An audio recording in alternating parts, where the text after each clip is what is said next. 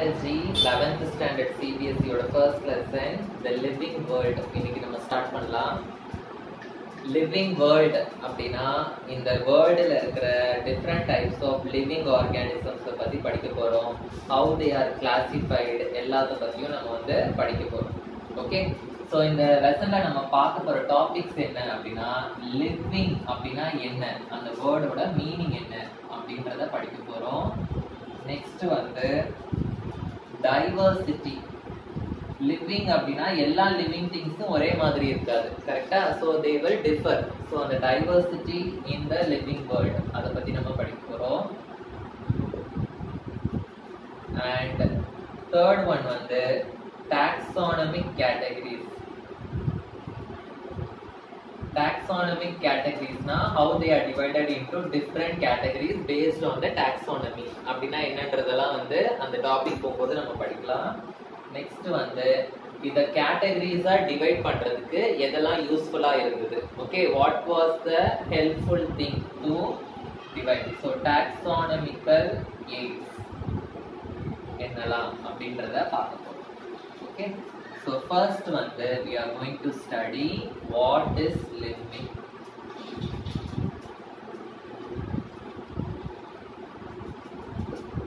What is living?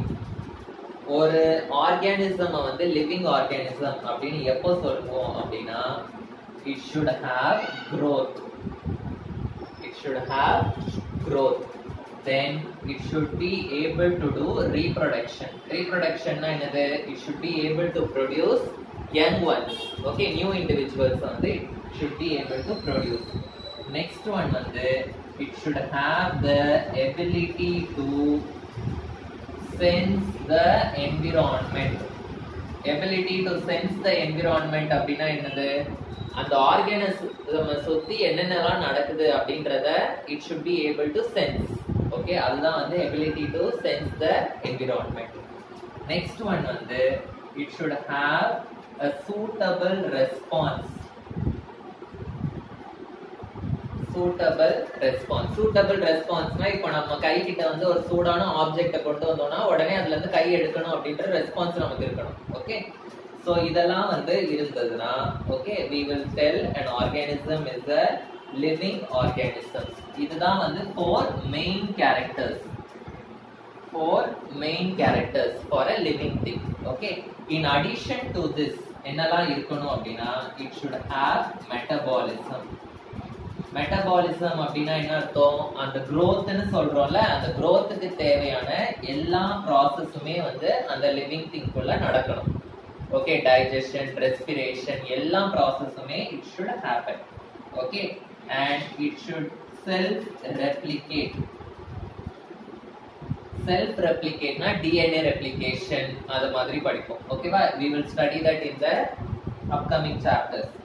Okay, self-organize. Self-organize na என்னது, ஒவ்வொரு ப்ராசஸுமே ஒரு ஆர்கனைஸ்டு மேனர்ல நடக்கணும். ஃபர்ஸ்ட் நம்ம சாப்பிடுறதுக்கு அப்புறம் டைஜஷனுக்கு அப்புறம் தான் எக்ஸ்கிரீஷன், அந்த மாதிரி ஒரு ஆர்கனைஸ்டு மேனர்ல அதுல எல்லா ப்ராசஸுமே நடக்கணும். நெக்ஸ்ட் ஒன் வந்து it should interact. So one organism வந்து should be able to interact with the another organism. Okay, so first வந்து growth பத்தி நம்ம படிக்க போறோம். So growth இருந்ததுன்னா நான் சொன்னேன் if there is growth then we can say another the substance or organism is living. So living organisms nale it will grow. Living organisms will grow. Growth அப்படினா என்ன அர்த்தம், increase in the number of individuals அப்படி இல்லனா increase in the mass அப்படின்னு அர்த்தம். இப்போ நம்ம வந்து பிறக்கும் போது ஒரு 3 kg 3.5 kg இருப்போம். இப்போ நம்மளோட வெயிட் என்ன இருக்கும், ஒரு 50 to 55 kg இருக்கும், கரெக்ட்டா? சோ growth அப்படினா என்னது, that should be increase in the mass. அதே மாதிரி நம்ம reproduction மூலமா we will produce new organisms, கரெக்ட்டா? there should also be increase in the number of individuals. there should always be increase in the number of individuals. Multicellular organism. இப்போ நம்மலாம் எடுத்துக்கிட்டோம் அப்படின்னா எப்படி நம்ம வளருவோம்? நம்மளுக்கு பிறக்கும் போது நம்ம கிட்ட நம்பர் ஆஃப் செல்ஸ் வந்து கம்மியா இருந்திருக்கும், கரெக்டா? இப்போ நம்ம உடம்புல நம்பர் ஆஃப் செல்ஸ் வந்து அதிகமா இருக்கு. ஸோ ஏன் இப்படி இந்த செல்ஸ் அதிகமாகிறதுக்கு காரணம் என்ன? பிகாஸ் நம்ம பிறந்தப்போ இருந்த செல்ஸ் வந்து டிவைட் ஆகி it has increased in number. So multi cellular organisms, animals, human beings எல்லாமே வந்து how they will increase in mass அப்படின்னா they will grow by cell division. They will grow by cell division. Similarly, plants. ஒரு plant வந்து first செடியா இருக்கும், next it will grow into a tree. எப்படி it will grow into a tree? Because cell division வந்து will occur in the plant.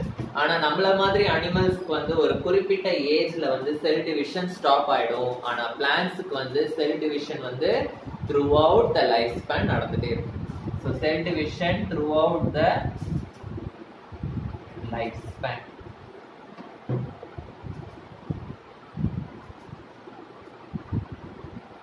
ஆனா அனிமல்ஸ்ல வந்து என்ன நடக்கும்? only up to certain age வந்து cell division will take place. Okay, and animalsல வந்து அனிமல்ஸ்லயும் பிளான்ட்ஸ்லயும் வந்து ஒரு இன்னொரு விஷயம் என்ன அப்படின்னா, இப்போ சப்போஸ் இப்ப செல் ஆர் டிஷ்யூ வந்து ரிப்பேர் ஆயிடுச்சு அப்படின்னா, ஓகேவா, இல்ல வூண்ட் ஆயிடுச்சு அப்படின்னா, இப்ப cell or tissue is repaired or wound. Okay, so நம்ம ஒரு இடத்துல ஏதாவது காயம் பட்டுருச்சு இல்லை ஏதாவது ரிப்பேர் ஆயிருக்கு அப்படின்னா it will be replaced by the new cells. Okay, it will be replaced by the new tissues or cells. Okay, not only multicellular organisms, unicellular organisms கூட they will grow by cell division.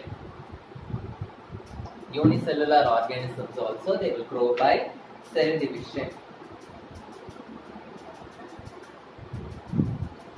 So unicellular organism the cell division வந்து we can see it under the microscope.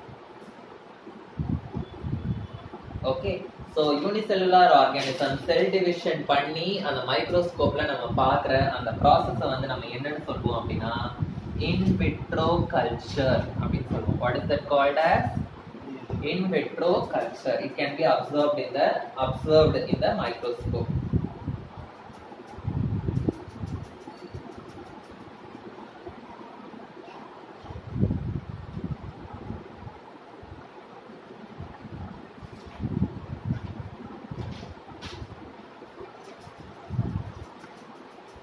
புரியுதா? நான் living things grow ஆகுமா? Living திங்ஸ்னா நம்ம என்ன சொல்லியிருக்கோம்? Increase in mass அப்படின்னு சொல்லியிருக்கோம். நான் லிவிங் திங்ஸ் சப்போஸ் ஒரு மவுண்டெயின் எடுத்துக்கிட்டோம் அப்படின்னு, அந்த மவுண்டெயின்ல வந்து மேபி ஃபர்ஸ்ட் ஒரு 100 ட்ரீஸ் இருக்கு அப்படின்னா அதுக்கு ஒரு மாஸ் இருக்கும். அப்புறம் புதுசா ட்ரீஸ் முளைக்கலாம், கரெக்டா? புதுசா ட்ரீஸ் முளைச்சு ஒரு 150 ட்ரீஸ் ஆயிடுச்சுன்னா என்ன ஆயிருக்கு? அங்க மவுண்டெயினோட மாஸும் இன்க்ரீஸ் ஆயிருக்கு. அதுக்காக மவுண்டெயினை வந்து நம்ம லிவிங் திங்னு சொல்ல முடியுமா? சொல்ல முடியாது. growth அப்படின்றது வந்து increase in the mass. Non living திங்ஸும் grow ஆகும், அதுக்கு வந்து லிவிங்னு சொல்ல முடியாது. நம்ம எப்போ நம்ம இந்த increase in mass வந்து growthனு சொல்வோம்னா, increase in the mass அந்த growth வந்து should happen from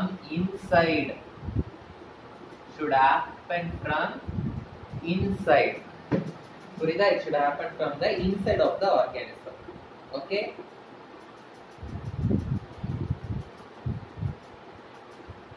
so புரிஞ்சுதா growth னா என்னன்னு?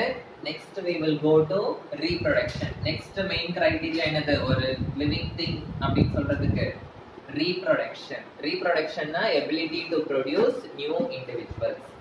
so next வந்து reproduction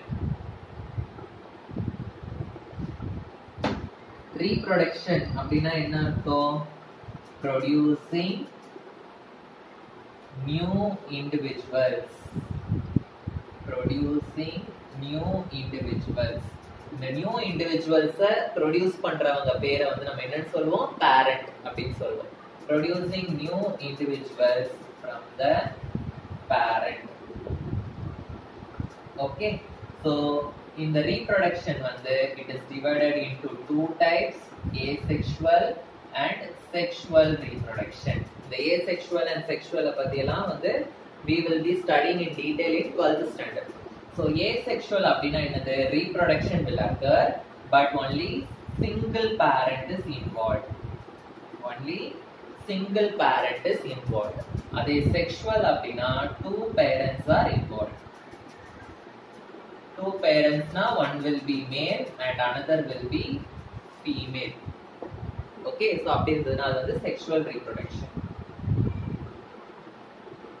Okay, புரிஞ்சுதா? So for example நம்ம வந்து fungi எடுத்துக்கிட்டோம் அப்படின்னா இந்த fungus வந்து எப்படி வந்து grow ஆகும், reproduce ஆகும்னா it will multiply. It will multiply and spread by forming many spores.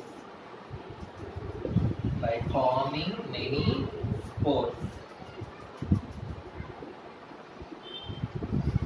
Okay, so இந்த ஒரு ஃபங்கஸ் வந்து நிறைய ஸ்போர்ஸ் வந்து ப்ரொடியூஸ் பண்ணும். அந்த ஸ்போர்ஸ் எல்லாம் வேற வேற இடத்துக்கு போயிட்டு each spore வந்து will grow into a new fungus. ஓகேவா, புரிஞ்சுதா?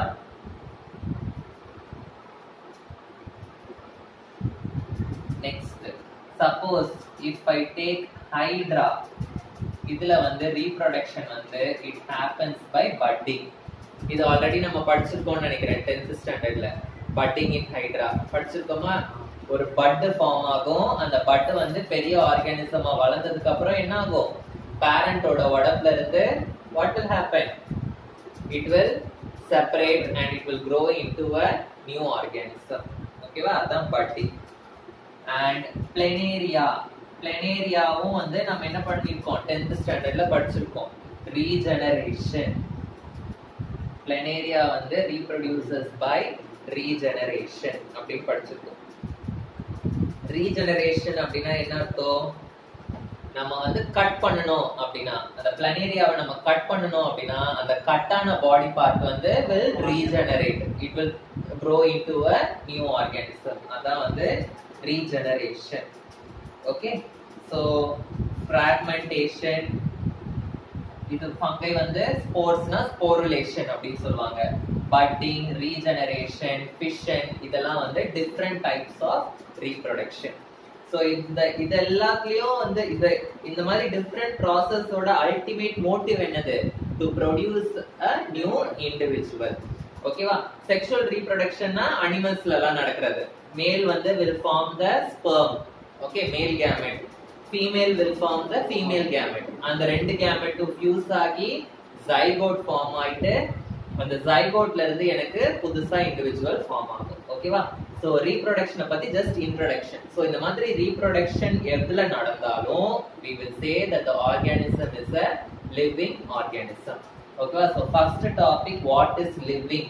ஓகேவா, அதுல growth னா என்னன்னு படிச்சிருக்கோம், reproduction னா என்னன்னு படிச்சிருக்கோம். so metabolism and other related headings எல்லாம் வந்து we will continue with the next class.